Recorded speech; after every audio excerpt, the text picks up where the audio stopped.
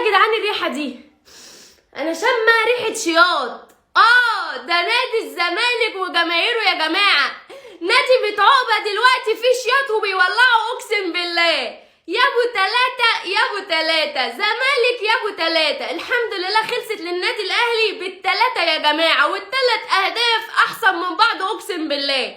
انا على قد ما انا فرحانه بالتلات اهداف، انا فرحانه الهدف واحد بس، هو كهربا الفولت العالي. اقسم بالله يا جماعه انا فرحانه الكهربا اكتر ما فرحانه بالمكسب، والله العظيم 3. الحمد لله بالسلامه يا كهربا. انا مش قلت لكم يا جماعه ان نفسي كهربا يبدا الماتش اساسي ويسجل كمان اهداف في الزمالك، وحصل اللي انا قلته بالظبط. انا فرحانه الكهربا كأنه ابني وحياه ربنا يا جدعان.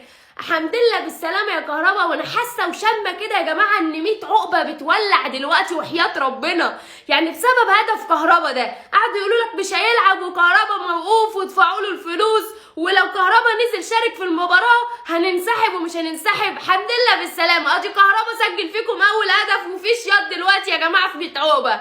تاني حاجة بقى، أنا فرحانة بعودة محمد شريف المخيف. يعني شوفوا يا جماعة، محمد شريف بقاله كتير غايب عن الأهداف، ويوم لما يفوق على ماتش الزلو. تدلع الزلو هاشتك الزلو يا ابو تلاتة ده الليلة رد على المستبد على رأي مدحت شلبي. أقسم بالله العظيم يا جماعة انا فرحانه الكهربا لما بيقول لمحمد شريف هتسجل، والله هتسجل. محمد شريف ما كسفوش وقال له والله ما انا كسفك يا كهربا.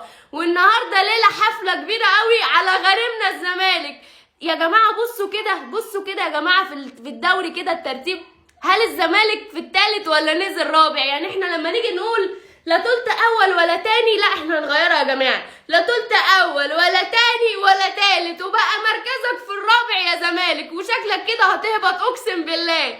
الحمد لله ليله اهلاويه حمراء، ويا ليله اهلاويه حمراء يا جدعان. والنهارده يوم عظيم جدا اقسم بالله، حفله كبيره قوي على اصحابنا يا جماعه. طبعا محدش يروح ومحدش ينام يا جماعه، النهارده في حفله كبيره على اخواتنا الزملكاويه. ما تسمعونا حسكم ايه اللي حصل عندكم.